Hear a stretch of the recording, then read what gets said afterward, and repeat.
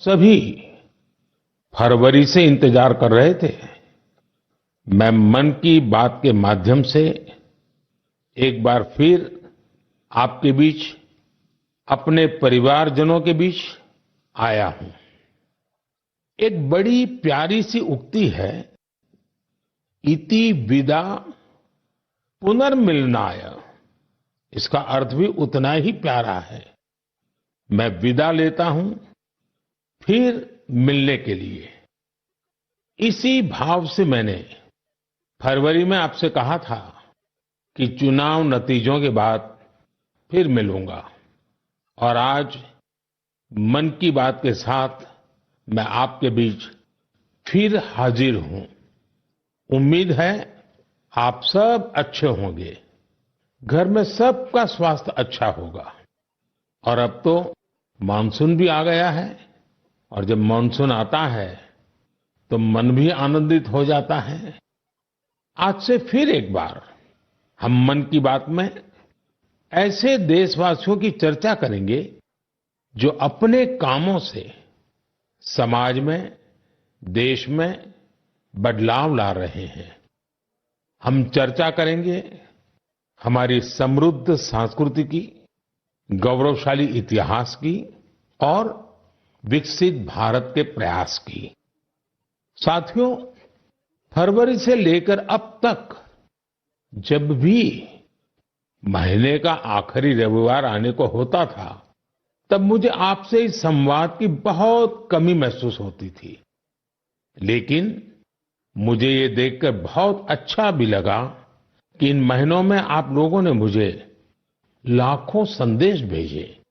मन की बात रेडियो प्रोग्राम भले ही कुछ बंद रहा हो, लेकिन मन की बात का जो स्पिरिट है, देश में, समाज में हर दिन अच्छे काम, निस्वार्थ भावना से किए गए काम, समाज पर पॉजिटिव असर डालने वाले काम निरंतर चलते रहे। चुनाव की खबरों के बीच निश्चित रूप से मन को छू जाने वाली ऐसी खबरों पर आपका ध्यान गया होगा। साथियों, मैं आज देशवासियों को धन्यवाद भी करता हूं कि उन्होंने हमारे संविधान और देश की लोकतांत्रिक व्यवस्थाओं पर अपना अटूट विश्वास दोहराया है। 24 का चुनाव दुनिया का सबसे बड़ा चुनाव था। दुनिया के किसी भी देश में इतना बड़ा चुनाव कभी नहीं हुआ, जिसमें 65 करोड़ लोगों ने वोट डाले हैं। मैं चुनाव आयोग और मतदान की प्रक्रिया से जुड़े हर व्यक्ति को इसके लिए बधाई देता हूं। मेरे प्यारे देशवासियों, आज 30 जून का यह दिन बहुत ही महत्वपूर्ण है। इस दिन को हमारे आदिवासी भाई बहन हूल दिवस के रूप में मनाते हैं। यह दिन वीर सिद्धो कान्हू के अदम्य साहस से जुड़ा है, जिन्होंने विदेशी शासकों के अत्याचार का पुरजोर विरोध किया था। वीर सिद्धो कान्हू ने हजारों संथाली साथियों को एकजुट करके अंग्रेजों का जी जान से मुकाबला किया। और जानते हैं ये कब हुआ था? ये हुआ था 1855 में। यानी ये 1857 में भारत के प्रथम स्वतंत्रता संग्राम से भी 2 साल पहले हुआ था। तब झारखंड के संथाल परगना में हमारे आदिवासी भाई बहनों ने विदेशी शासकों के खिलाफ हथियार उठा लिया था। हमारे संथाली भाई बहनों पर अंग्रेजों ने बहुत सारे अत्याचार किए थे। उन पर कई तरह के प्रतिबंध भी लगा दिए थे। इस संघर्ष में अद्भुत वीरता दिखाते हुए वीर सिद्धो और कान्हू शहीद हो गए। झारखंड की भूमि के इन अमर सपूतों का बलिदान आज भी देशवासियों को प्रेरित करता है। आइए सुनते हैं संथाली भाषा में इन्हें समर्पित एक गीत का अंश।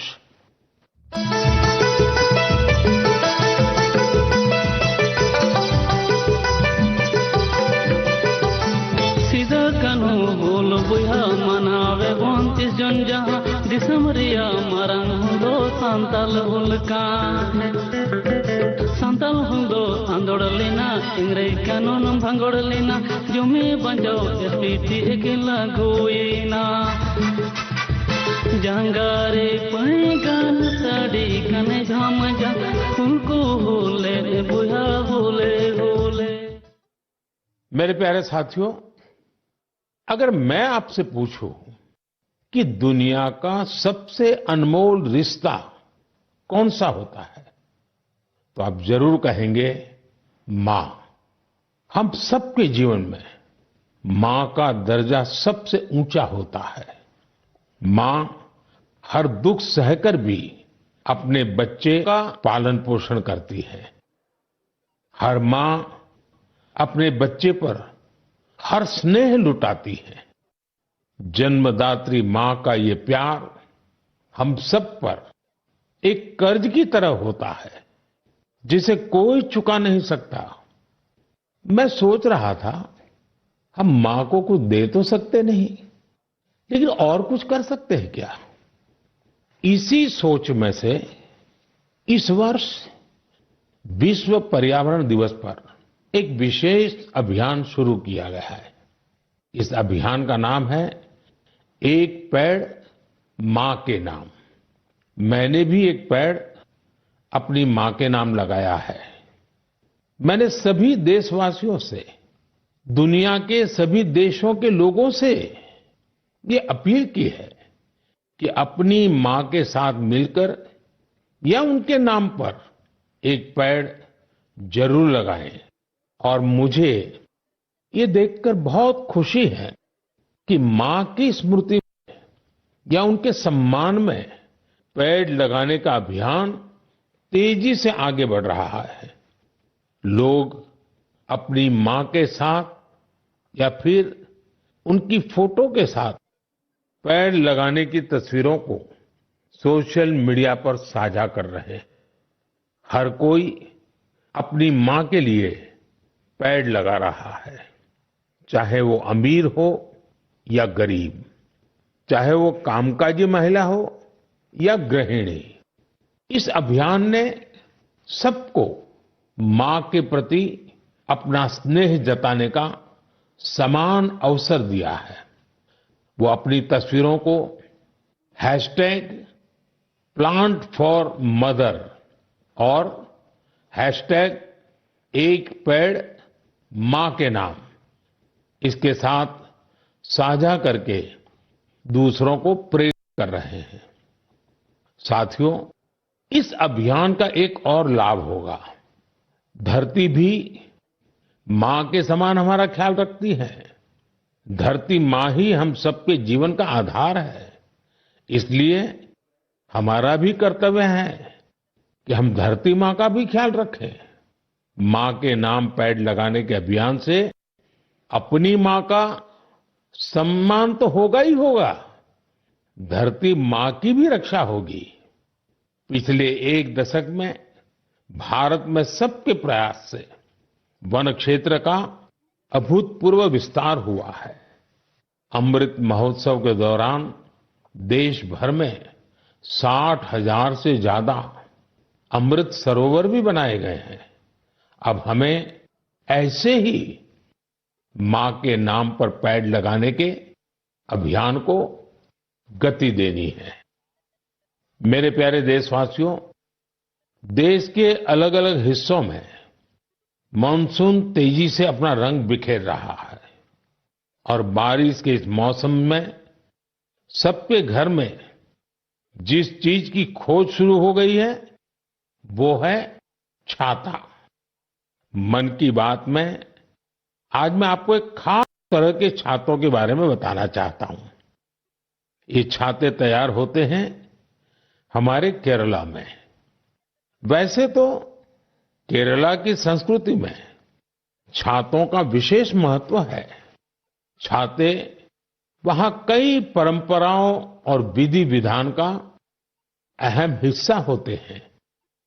लेकिन मैं जिस छाते की बात कर रहा हूं वो है कार्थुम्बी छाते, और इन्हें तैयार किया जाता है केरला के अट्टापडी में ये रंग बिरंगे छाते बहुत शानदार होते हैं और खासियत ये इन छातों को केरला की हमारी आदिवासी बहनें तैयार करती हैं।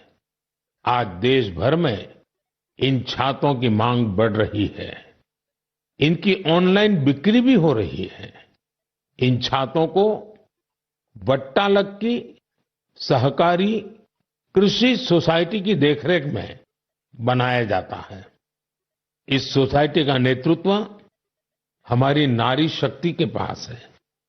महिलाओं के नेतृत्व में अट्टापडी के आदिवासी समुदाय ने एंटरप्रेन्योरशिप की अद्भुत मिसाल पेश की है। इस सोसाइटी ने एक बैम्बू हैंडीक्राफ्ट यूनिट की भी स्थापना की है।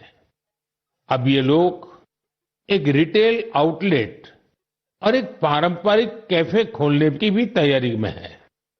इनका मकसद सिर्फ अपने छाते और अन्य उत्पाद बेचना ही नहीं है, बल्कि ये अपनी परंपरा, अपनी संस्कृति से भी दुनिया को परिचित करा रहे हैं। आज कार्थुम्बी छाते केरला के एक छोटे से गांव से लेकर मल्टीनेशनल कंपनियों तक का सफर पूरा कर रहे हैं। लोकल के लिए वोकल होने का इससे बेहतरीन उदाहरण और क्या होगा। मेरे प्यारे देशवासियों, अगले महीने इस समय तक पेरिस ओलंपिक शुरू हो चुके होंगे। मुझे विश्वास है कि आप सब भी ओलंपिक खेलों में भारतीय खिलाड़ियों का उत्साह बढ़ाने का इंतजार कर रहे होंगे। मैं भारतीय दल को ओलंपिक खेलों की बहुत बहुत शुभकामनाएं देता हूं। हम सबके मन में टोक्यो ओलंपिक की यादें अब भी ताजा हैं। टोक्यो में हमारे खिलाड़ियों के प्रदर्शन ने हर भारतीय का दिल जीत लिया था। टोक्यो ओलंपिक के बाद से ही हमारे एथलीट्स पेरिस ओलंपिक की तैयारियों में जी जान से जुटे हुए थे। सभी खिलाड़ियों को मिला दे तो इन सब ने करीब 900 इंटरनेशनल कंपटीशन में हिस्सा लिया है। ये काफी बड़ी संख्या है। साथियों, पेरिस ओलंपिक में आपको कुछ चीजें पहली बार देखने को मिलेगी। शूटिंग में हमारे खिलाड़ियों की प्रतिभा निखरकर सामने आ रही है। टेबल टेनिस में मेन और विमेन दोनों टीमें क्वालिफाई कर चुकी हैं। भारतीय शॉटगन टीम में हमारी शूटर बेटियां भी शामिल है। इस बार कुश्ती और घुड़सवारी में हमारे दल के खिलाड़ी उन कैटेगरीज में भी कम्पीट करेंगे जिनमें पहले वे कभी शामिल नहीं रहे। इससे आप ये अनुमान लगा सकते हैं कि इस बार हमें खेलों में अलग लेवल का रोमांच नजर आएगा। आपको ध्यान होगा, कुछ महीने पहले वर्ल्ड पारा एथलेटिक्स चैंपियनशिप में हमारी बेस्ट परफॉर्मेंस रही है। वहीं चेस और बैडमिंटन में भी हमारे खिलाड़ियों ने परचम लहराया है। अब पूरा देश ये उम्मीद कर रहा है कि हमारे खिलाड़ी ओलंपिक्स में भी बेहतरीन प्रदर्शन करेंगे। इन खेलों में मेडल्स भी जीतेंगे और देशवासियों का दिल भी जीतेंगे। आने वाले दिनों में मुझे भारतीय दल से मुलाकात का अवसर भी मिलने वाला है। मैं आपकी तरफ से उनका उत्साहवर्धन करूंगा। और हां, इस बार हमारा हैशटैग चीयर फॉर भारत है। इस हैशटैग के जरिए हमें अपने खिलाड़ियों को चीयर करना है, उनका उत्साह बढ़ाते रहना है। तो मोमेंटम को बनाए रखिए। आपका ये मोमेंटम भारत का मैजिक दुनिया को दिखाने में मदद करेगा। मेरे प्यारे देशवासियों, मैं आप सभी के लिए एक छोटी सी ऑडियो क्लिप प्ले कर रहा हूं। रेडियो कुवैत FM 93.3 से हिंदी शो नमस्ते कुवैत।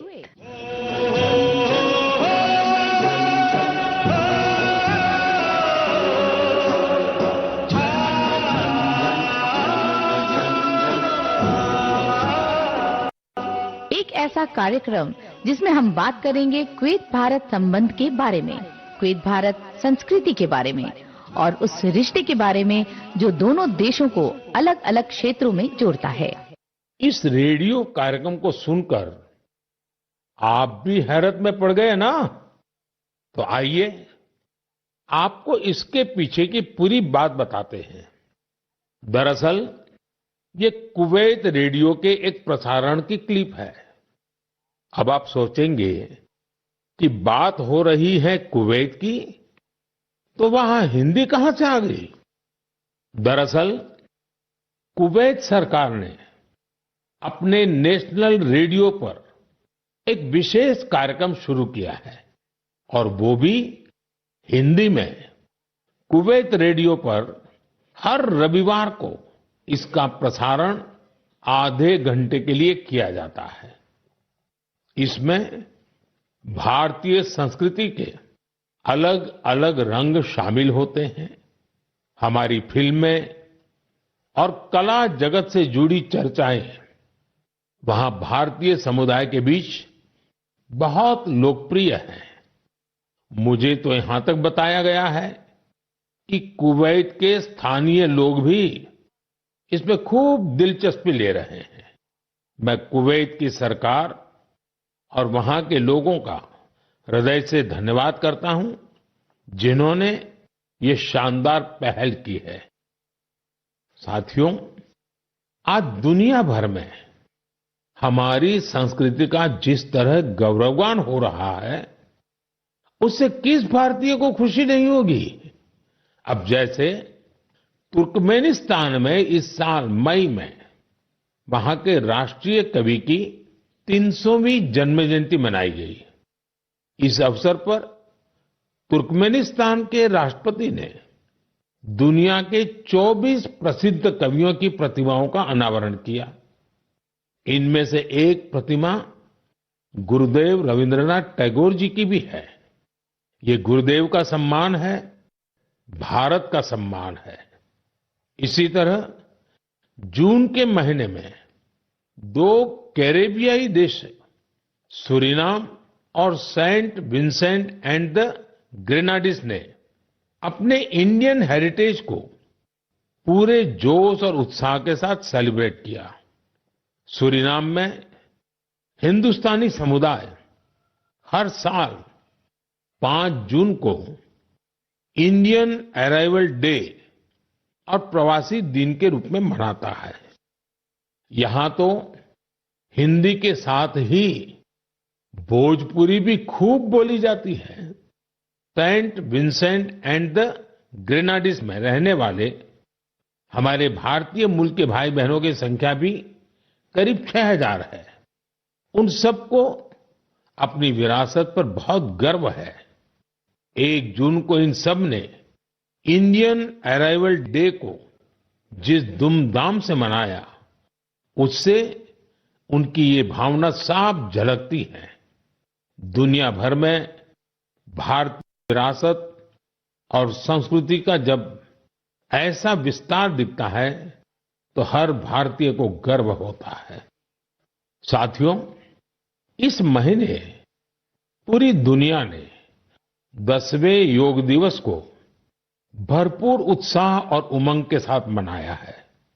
मैं भी जम्मू कश्मीर के श्रीनगर में आयोजित योग कार्यक्रम में शामिल हुआ था। कश्मीर में युवाओं के साथ साथ बहनों बेटियों ने भी योग दिवस में बढ़ चढ़ करके हिस्सा लिया। जैसे जैसे योग दिवस का आयोजन आगे बढ़ रहा है, नए नए रिकॉर्ड्स बन रहे हैं। दुनिया भर में योग दिवस ने कई शानदार उपलब्धियां हासिल की हैं। सऊदी अरब में पहली बार एक महिला अल हनौफ साद जी ने कॉमन योगा प्रोटोकॉल को लीड किया। ये पहली बार है जब किसी सऊदी महिला ने किसी मेन योगा सेशन को इंस्ट्रक्ट किया हो। इजिप्ट में इस बार योग दिवस पर एक फोटो कंपटीशन का आयोजन किया गया। नील नदी के किनारे, रेड सी के बीचेज पर और पिरामिडों के सामने योग करते लाखों लोगों की तस्वीरें बहुत लोकप्रिय हुई। अपने मार्बल बुद्धा स्टैच्यू के लिए प्रसिद्ध म्यांमार का मारा विजया पैगोडा कॉम्प्लेक्स दुनिया में मशहूर है। यहां भी 21 जून को शानदार योगा सेशन का आयोजन हुआ। बहरीन में दिव्यांग बच्चों के लिए एक स्पेशल कैंप का आयोजन किया गया। श्रीलंका में यूनेस्को हेरिटेज साइट के लिए मशहूर गोल्फ फोर्ट में एक यादगार योगा सेशन हुआ। अमेरिका के न्यूयॉर्क में ऑब्जर्वेशन डेक पर भी लोगों ने योग किया। मार्शल आइलैंड पर भी पहली बार बड़े स्तर पर हुए योग के कार्यक्रम में यहां के राष्ट्रपति जी ने भी हिस्सा लिया। भूटान के थिम्पू में भी एक बड़ा योग दिवस का कार्यक्रम हुआ, जिसमें मेरे मित्र प्रधानमंत्री टोबगे भी शामिल हुए। यानी दुनिया के कोने कोने में योग करते लोगों के विहंगम दृश्य हम सब ने देखे। मैं योग दिवस में हिस्सा लेने वाले सभी साथियों का आभार व्यक्त करता हूं। मेरा आपसे एक पुराना आग्रह भी रहा है। हमें योग को केवल एक दिन का अभ्यास नहीं बनाना है। आप नियमित रूप से योग करें। इससे आप अपने जीवन में सकारात्मक बदलावों को जरूर महसूस करेंगे। साथियों, भारत के कितने ही प्रोडक्ट्स हैं जिनकी दुनिया भर में बहुत डिमांड है, और जब हम भारत के किसी लोकल प्रोडक्ट को ग्लोबल होते देखते हैं तो गर्व से भर जाना स्वाभाविक है। ऐसा ही एक प्रोडक्ट है अराकू कॉफी। अराकू कॉफी आंध्र प्रदेश के अल्लूरी सीताराम राजू जिले में बड़ी मात्रा में पैदा होती है। ये अपने रिच फ्लेवर, अरोमा के लिए जानी जाती है। अराकू कॉफी की खेती से करीब 1.5 लाख आदिवासी परिवार जुड़े हुए हैं। अराकू कॉफी को नई ऊंचाई देने में गिरिजन कोऑपरेटिव की बहुत बड़ी भूमिका रही है। इसने यहां के किसान भाई बहनों को एक साथ लाने का काम किया और उन्हें अराकू कॉफी की खेती के लिए प्रोत्साहन दिया। इससे इन किसानों की कमाई भी बहुत बढ़ गई है। इसका बहुत लाभ कोंडा डोरा आदिवासी समुदाय को भी मिला है। कमाई के साथ साथ उन्हें सम्मान का जीवन भी मिल रहा है। मुझे याद है, एक बार विशाखापत्तनम में आंध्र प्रदेश के मुख्यमंत्री चंद्रबाबू नायडू गारू के साथ मुझे इस कॉफी का स्वाद लेने का मौका मिला था। इसके टेस्ट की तो पूछिए ही मत, कमाल की होती है ये कॉफी। अराकू कॉफी को कई ग्लोबल अवार्ड्स मिले हैं। दिल्ली में हुई G20 समिट में भी कॉफी छाई हुई थी। आपको जब भी अवसर मिले, आप भी अराकू कॉफी का आनंद जरूर लें। साथियों, लोकल प्रोडक्ट को ग्लोबल बनाने में हमारे जम्मू कश्मीर के लोग भी पीछे नहीं हैं। पिछले महीने जम्मू कश्मीर ने जो कर दिखाया है, वो देश भर के लोगों के लिए भी एक मिसाल है। यहां के पुलवामा से स्नो पीज की पहली खेप लंदन भेजी गई। कुछ लोगों को ये आइडिया सूझा कि कश्मीर में उगने वाली एक्सोटिक वेजिटेबल्स को क्यों न दुनिया के नक्शे पर लाया जाए। बस फिर क्या था, चकुरा गांव के अब्दुल राशिद मीर जी इसके लिए सबसे पहले आगे आए। उन्होंने गांव के अन्य किसानों की जमीन को एक साथ मिलाकर स्नो पीस उगाने का काम शुरू किया और देखते देखते स्नो पीस कश्मीर से लंदन तक पहुंचने लगी। इस सफलता ने जम्मू कश्मीर के लोगों की समृद्धि के लिए नए द्वार खोले हैं। हमारे देश में ऐसे यूनिक प्रोडक्ट्स की कमी नहीं है। आप ऐसे प्रोडक्ट्स को #myproductmypride के साथ जरूर शेयर करें। मैं इस विषय पर आने वाले मन की बात में भी चर्चा करूंगा। मम प्रियाः देशवासिनः अद्य अहम किंचित चर्चा संस्कृत भाषायाम आरभे। आप सोच रहे होंगे कि मन की बात में अचानक संस्कृत में क्यों बोल रहा हूं? इसकी वजह है आज संस्कृत से जुड़ा एक खास अवसर। आज 30 जून को आकाशवाणी का संस्कृत बुलेटिन अपने प्रसारण के 50 साल पूरे कर रहा है। 50 वर्षों से लगातार इस बुलेटिन ने कितने ही लोगों को संस्कृत से जोड़े रखा है। मैं ऑल इंडिया रेडियो परिवार को बधाई देता हूं।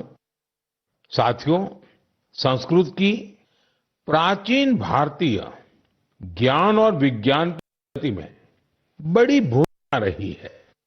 आज समय की मांग है कि हम संस्कृत को सम्मान भी दें और उसे अपने दैनिक जीवन से भी जोड़ें। आजकल ऐसा ही एक प्रयास बेंगलुरु में कई और लोग कर रहे हैं। बेंगलुरु में एक पार्क है, कब्बन पार्क। इस पार्क में यहां के लोगों ने एक नई परंपरा शुरू की है। यहां हफ्ते में एक दिन, हर रविवार बच्चे, युवा और बुजुर्ग आपस में संस्कृत में बात करते हैं। इतना ही नहीं, यहां वाद विवाद के कई सेशन भी संस्कृत में ही आयोजित किए जाते हैं।